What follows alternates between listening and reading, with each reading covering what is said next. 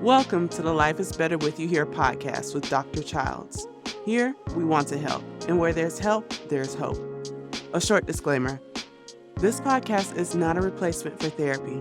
If you feel you need treatment, we strongly suggest you visit a physician or go to withyouhere.org/therapist for assistance finding a mental health provider. Our topic for today is anxiety and depression. Now here's our host, Dr. Childs. Hi, and welcome to Life is Better With You Here. I am Dr. Shavonna Childs, and we are so glad you are here with us today. Today, our topics are going to be on anxiety and depression. But as you know, before we start, we want you to always be relaxed and be in a good frame of mind. So we're going to start with a quick mindful minute. So find a comfortable position in your chair, your couch, wherever you are. Relax, let your body sink into your couch or your chair. Ground your feet on the floor or relax them wherever you are. Close your eyes and enjoy this mindful guided meditation. So I want you to stop now. Take a truly relaxing breath. Inhale through your nose with a shallow breath. Exhale through your mouth. Inhale slightly more and exhale now with sound. Inhale more deeply and again exhale forcefully. Inhale to capacity and exhale completely, emptying your lungs all the way. Again, inhale to capacity, exhale completely, emptying your lungs all the way. Inhale again to capacity, fill up your lungs, and exhale completely, emptying your lungs all the way. Inhale, exhale, inhale, exhale, inhale, exhale, inhale to full capacity, and exhale to full capacity. And you can repeat this as often as you need in everyday life to make you feel more calm. When we feel anxiety, when we're feeling on edge, remember to take some deep, deep breaths. And you maintain a steady rhythm of inhalations and exhalations as you breathe. Remember that deep breathing is very important because as we go through our day, we rarely take deep breaths. We're often doing shallow breathing as we rush through our days. We're trying to get everything done. Everything needs to be done. Everybody needs us. And we don't take time to truly, truly breathe. So I want you to remember this every day. Take some time to pray, meditate, do some self-care, and a quick 1 or 2 minute of this type of breathing will help ground you and get you prepared for your day. Not only will it get you prepared for your day, but this is something you can do throughout the day to deal with the daily anxieties that face us. So with that, today we're going to talk about anxiety and depression. And I'm going to start with some statistics because the signs and symptoms of anxiety and depression differ for everyone. And we're going to talk about some effective ways to deal with that. Everybody's anxiety and depression presents differently. Everybody won't look the same. Everybody won't express it the same. Most people won't go around and say, hey, I'm really feeling anxious today. I'm filled with anxiety. Most of us don't talk like that. Most of us will say something to the effect of, "I'm feeling jittery, I'm feeling on edge, like my mind is racing. My thoughts are going and going and going and going, and I just can't seem to slow them down." And when we function like that, it can mess with our memory, our focus, our concentration. You ever walk into a room knowing you were going to do something, and as soon as you walked into the room, you forgot what you were going to do? It's because our mind is going in so many different directions. A lot of people will say, I'm just worried. I worry all the time. I worry about this. I worry about that. Oh, I'm just a worrier. It's no big deal. Sometimes it is a big deal. But we need to be able to check that and not just brush it off. A lot of times we brush a lot of things off and we're not taking care of ourselves when we do that. We need to be able to take care of ourselves. Remember, three most important people in my life: me, myself, and I. You should repeat that every day. Three most important people in my life: me, myself, and I.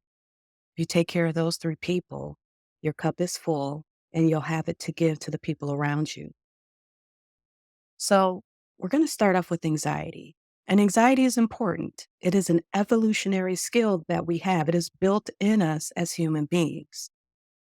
You know, back in caveman times, Neanderthal times, back in the beginning, when we didn't have electricity, we didn't have cell phones, we didn't have TikTok, we didn't have, the police, we didn't have all these things. We had lions, tigers, and bears. And if you saw any one of those things or any other threat, you needed to know to run. And that's when anxiety provided a good service for us because it put us on alert that something is dangerous and we need to go. The flip side of that is when your anxiety is on that type of alert in everyday situations. There aren't always lions, tigers, and bears, yet our anxiety is at the lions, tigers, and bears capacity. That's when anxiety is debilitating. And that's when we need to seek help. We need to find ways to cope with it. We also need to find ways to identify it and, again, not brush it off, recognize it for what it is, and be able to seek help and not stick to stigmas that prevent us from getting help. There's a lot of stigmas um, in our communities of color, okay? In our families, we don't talk about those things. We don't tell strangers about those things. We just go take a nap or just go sit down somewhere or just go play. Those things don't often take care of the anxiety that's plaguing us. So we're going to talk about those things. But first, let me tell you some statistics about anxiety that might be surprising to you.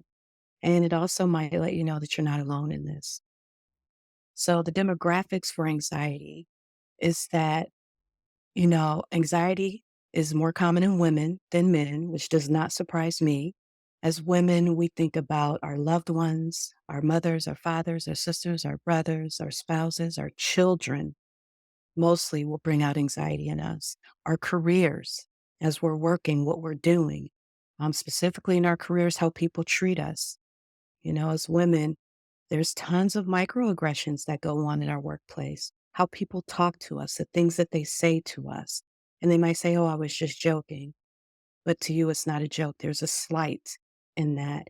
And not feeling as if you have a voice when you're at work, or if you have a voice in your family, or if you have a voice in your relationship, or making sure you don't say the wrong thing.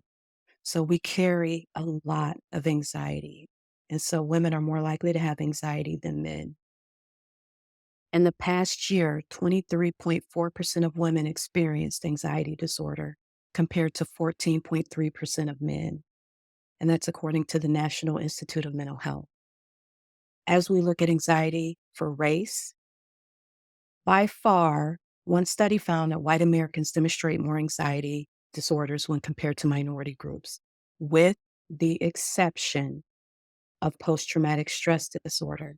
And guess who suffers the most with post traumatic stress disorder? You got it, African Americans.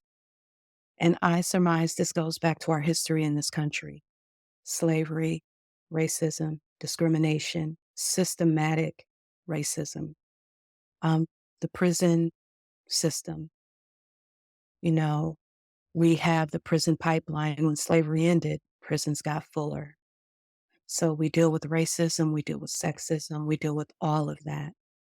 And so PTSD is the only area where anxiety is plagued for African Americans more than it is for other Americans.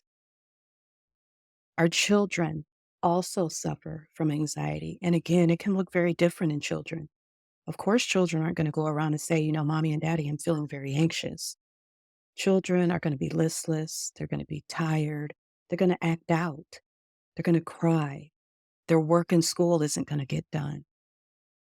And for statistics, astoundingly, 31.9% of adolescents between 13 and 18 years old experience anxiety. And it goes untreated in teenagers at higher risk, and they perform poorly in schools.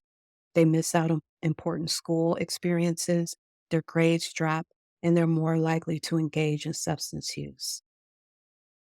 So when we talk about anxiety, what are we talking about? We're talking about intense, excessive, and persistent worry and fear about everyday situations. Again, not lions, tigers, and bears. We're talking about people who are afraid to go out in places. We're talking about people who are afraid to be in social situations.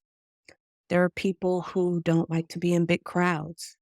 A lot of people can scare us. We can be in a big crowd and feel very anxious, feel very alone, even though we're with a lot of people. We're afraid we don't know what to say, we don't know what to do, or what people will think of us if we say or do certain things. So we're always on guard. And then that anxiety kind of steamrolls into all these other things, and you're in your head and it's never ending. And then that can lead to what we now identify as panic attacks. What a panic attack can look like, again, this varies. You can have sweaty palms, you can have a racing heart, you can have racing thoughts, unable to focus, unable to concentrate. With the racing heart, some people feel like they're having a heart attack, feels like their heart is going to beat out of their chest, and it can come out of nowhere. You don't even know what's going on. Sometimes we can't even put a finger on why they're feeling this way. You can be somewhere and all of a sudden you're pouring sweat and it's the middle of winter. Your heart is beating and you don't know what's going on. Some people have been known to black out or pass out and have no idea what happened.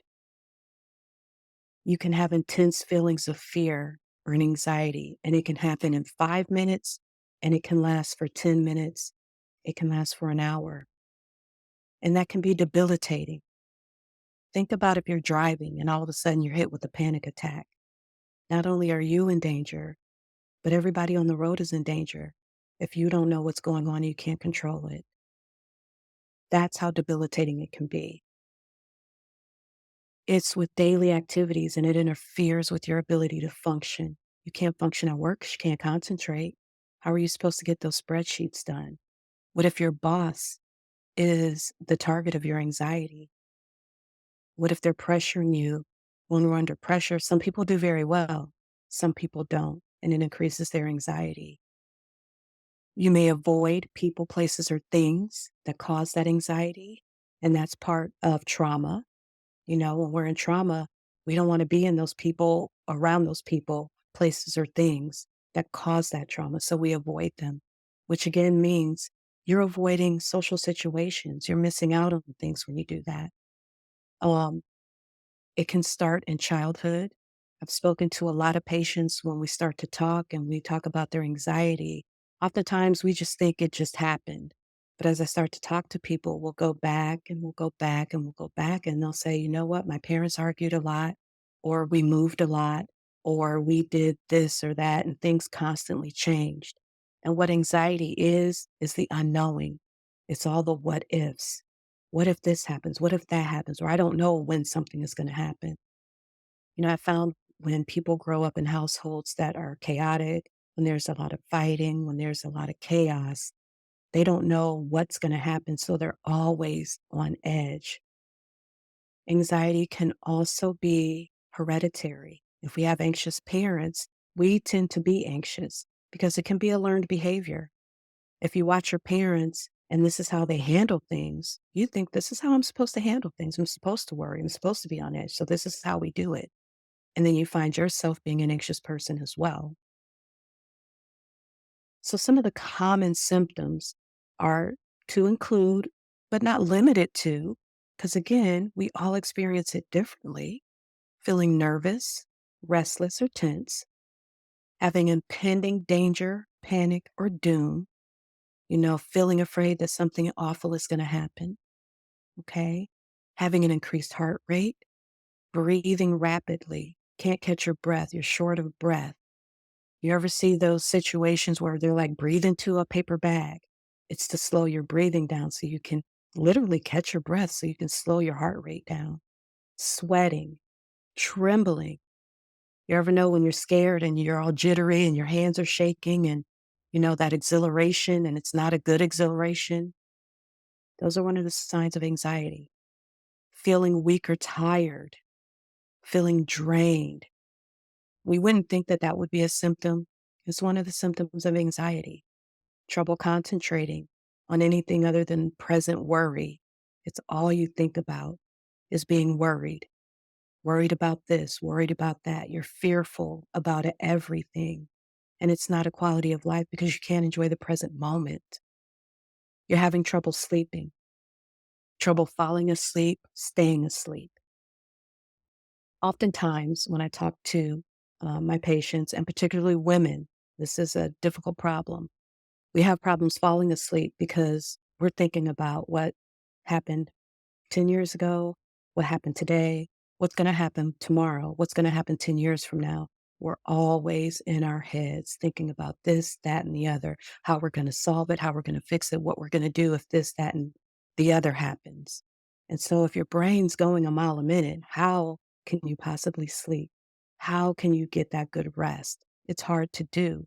And then staying asleep is hard because we can be woken up by our dreams because what we're thinking then goes into our dreams and then we're worrying in our dreams and that can wake us up with nightmares.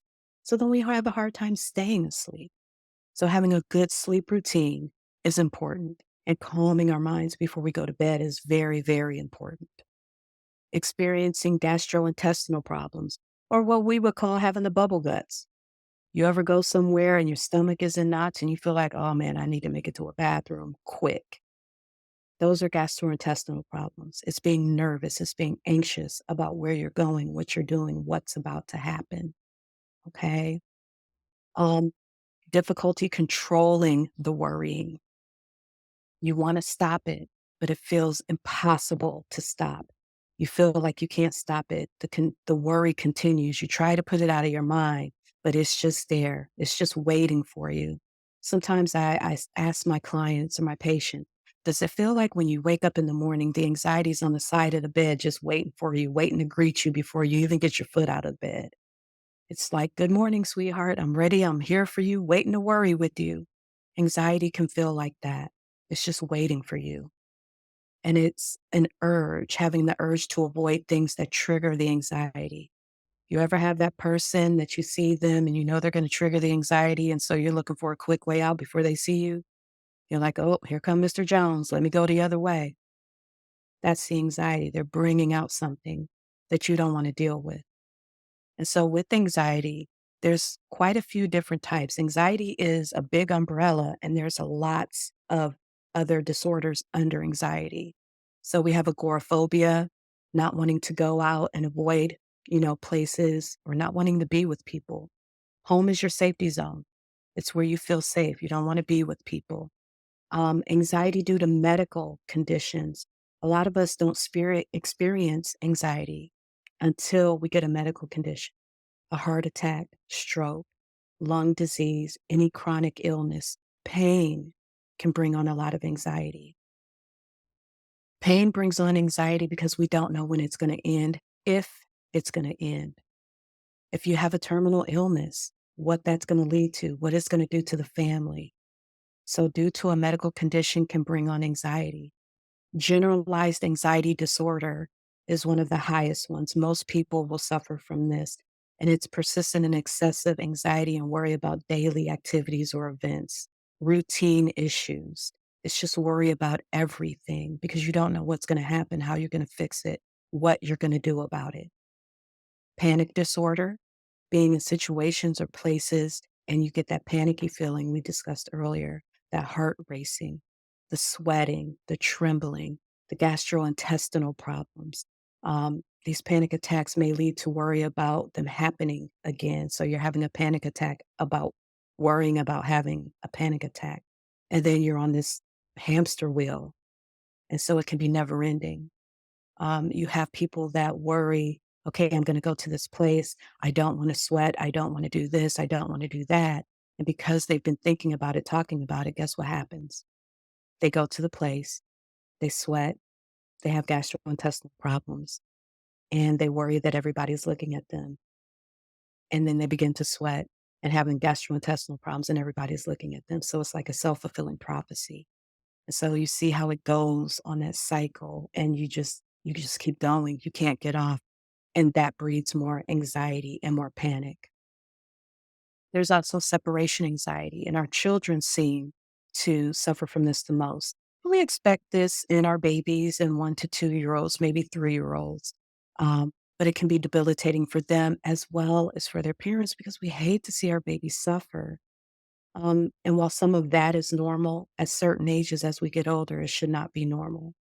Okay. And we need to know when to seek help for that. It's appropriate for a child's developmental age, but there's a point in time where it is not normal and we should seek help. Social anxiety disorder, again, being around people, being around crowds. Again, some social anxiety disorder, fear of speaking in public. Most people have fear of speaking in public. But if it's a fear of being around other people that we're going to say the wrong thing, we're going to do the wrong thing, that can be debilitating for us. It leads to isolation, which again can lead to depression. Anxiety and depression kind of go hand in hand.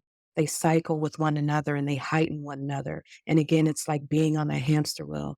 I'm anxious, which makes me depressed, which makes me more anxious because I can't live the life I want to live, which makes me depressed. And it just keeps going and going and going. And we don't know how to get off that hamster wheel. People have specific phobias. The major anxiety when you're exposed to a specific object or a situation. Um, I don't have a specific phobia, but I'm not really fond of spiders. So, spiders, snakes, some people have a specific phobia about bridges, walking over bridges, driving over bridges. People have specific phobias about heights. So, certain things that we just don't want to be in that situation. And I think specific phobias is one of the highest for most people. And so we do avoid those. A person scared of heights probably is not going to get on the highest roller coaster. They're probably not going to go to the Empire State Building and look down. And so we avoid those things.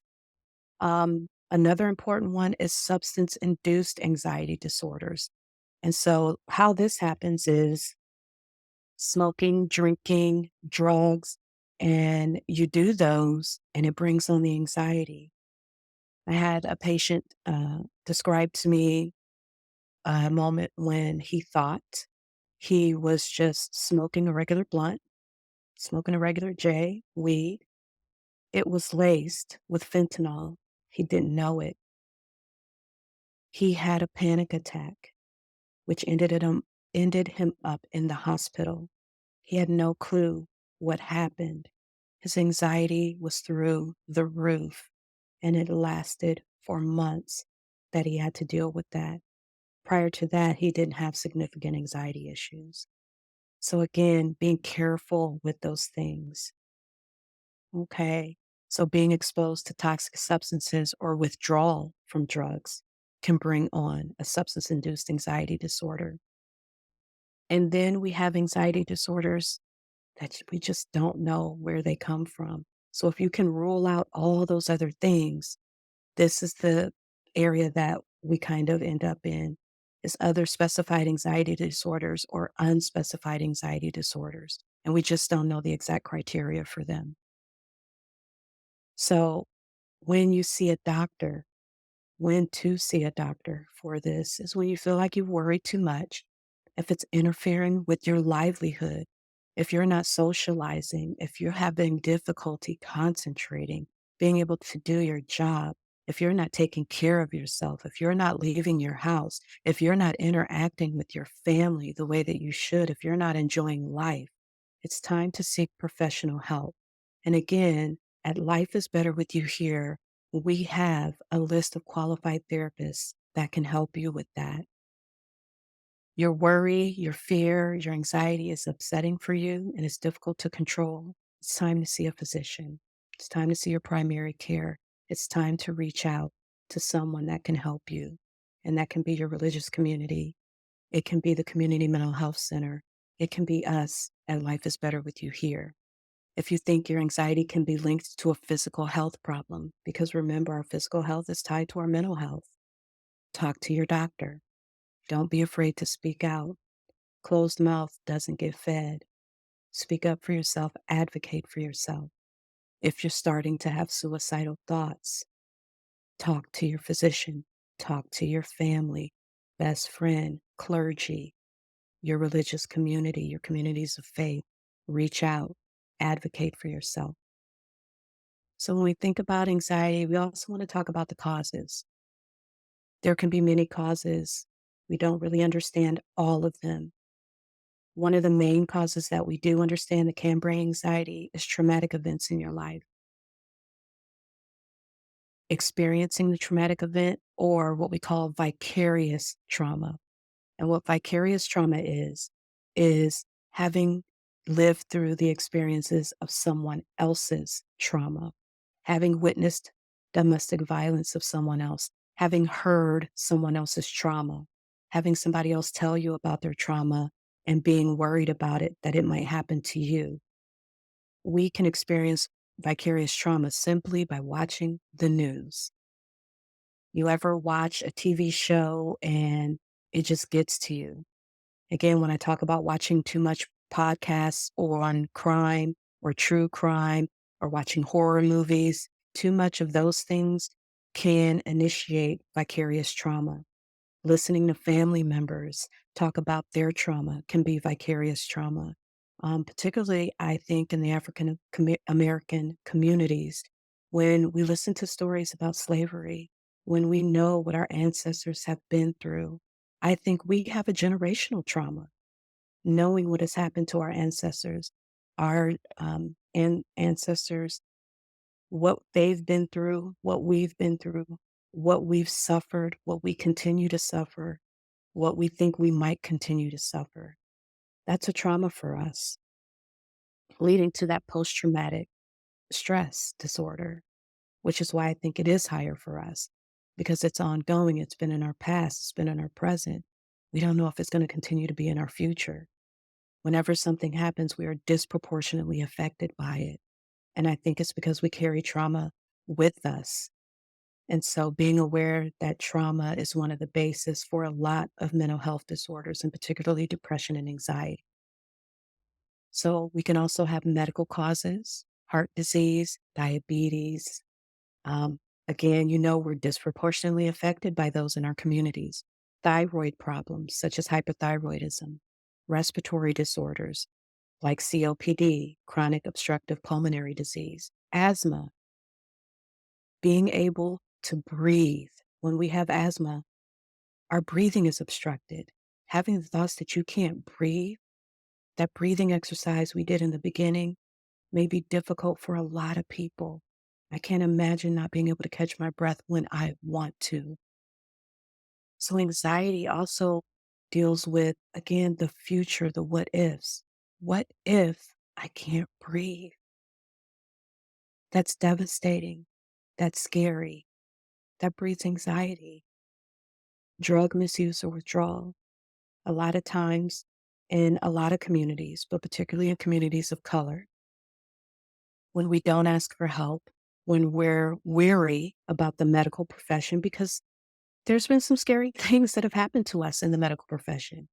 There's validity in why we're scared, but we've got to grow through that and know that there are medical providers that look like us, that care about us, that understand us. And so we have places to go. We have a lot of work to do in finding cultural competent care, but there are places we can go. But we don't always know that, and it hasn't always been available. And so at times, we mask our pain through drugs and alcohol. But when we do that, it increases our anxiety and depression. And withdrawal from drugs increases anxiety and depression. So we have to be mindful to find better ways of coping. So being careful with that. Chronic pain or irritable bowel syndrome increases anxiety. Chronic pain is nothing to mess with. Anybody who knows anything about being in pain knows you do anything to get rid of that pain. And when you have pain and you go to the doctor and there aren't answers, or they're giving you medication and medication isn't doing what you want it to do, it's not making the pain go away, we can feel like, will this ever go away? What if it doesn't go away? What if this doesn't work? Again, all the what ifs. And so again, that breeds anxiety. So we have to find ways to deal with the anxiety, to cope with the anxiety. So sometimes anxiety can have the side effect from certain medications. Again, advocating for yourself. When we're on medications, which medications can be a wonderful thing, but medications aren't the end all be all. So if something's not working for you, advocate for yourself. Open your mouth.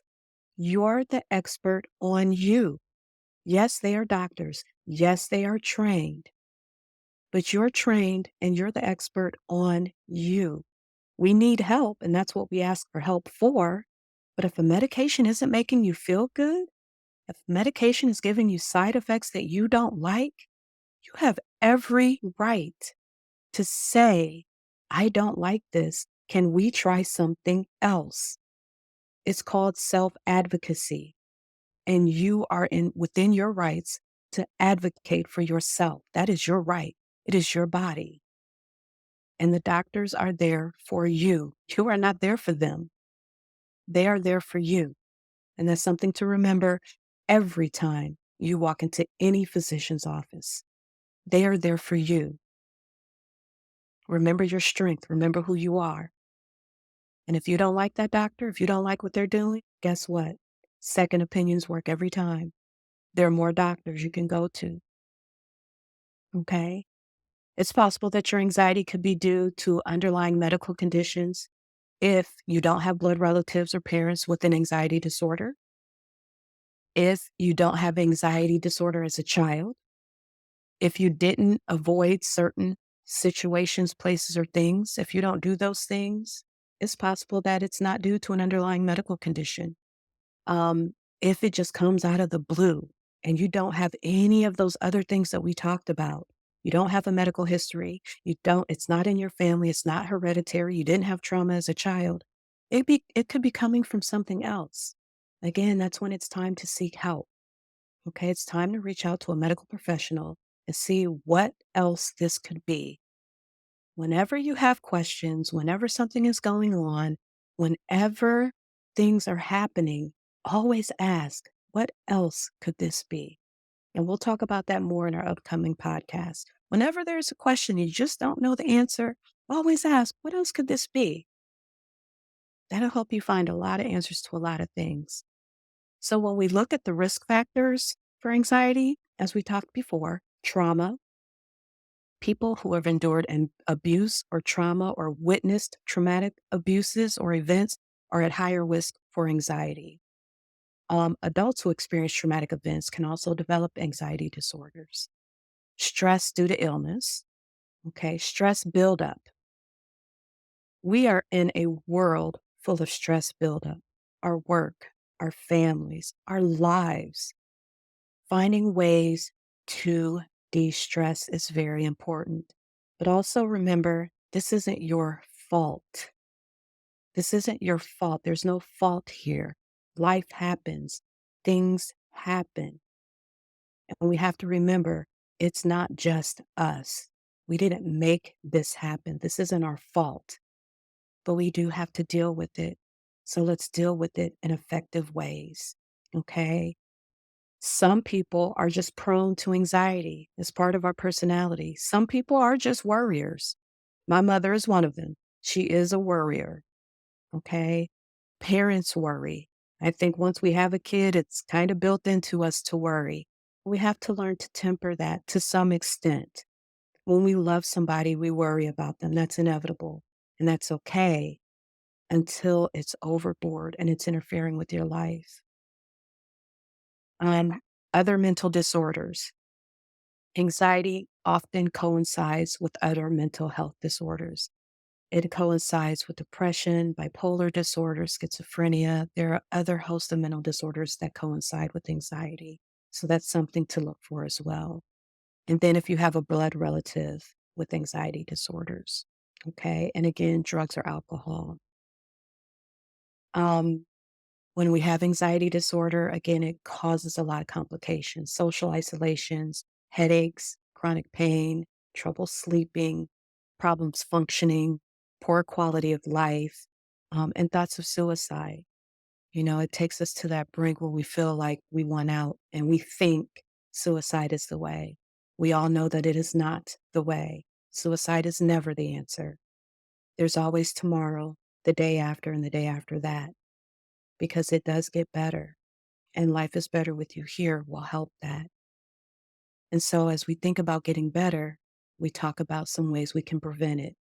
Get up early, do something with your day, stay active, be around people that uplift you. Remember, we always want to be around positive people, no negative Nellies, no negative Nates. We want to be around positive people. Okay. Let's find positive Portia or positive Paul. Let's be around people that uplift us. Avoid excessive alcohol use, no drug use. Okay. And remember, alcohol is a depressant. Alcohol is not a stimulant. While we think it makes us feel good and it's on and popping, alcohol is a depressant. So be careful. Okay. Find other ways to enjoy yourself. You just heard part 1 of our discussion on anxiety and depression. Tune in next week for part 2. Thank you for listening. This has been the Life is Better With You Here podcast with Dr. Childs. For more episodes, you can find us on Apple Music, Spotify, Google Play, YouTube, and many more. We would also like to give gratitude to our sponsors, the Ohio Suicide Prevention Foundation and Global Insight Productions, without whom we wouldn't be able to do this. For more information about our sponsors, please visit ohiospf.org and globalinsightpro.com. And for more information about us, please visit our site, withyouhere.org. We look forward to seeing you next week. And if you have any suggestions for future episode topics, send us a message through the link in the description or the message button if you're using the Anchor site. Also, if you or someone you love is in crisis, please call 988 or text Steve, STEVE, to 741-741 for free and confidential support 24/7. And again, thank you.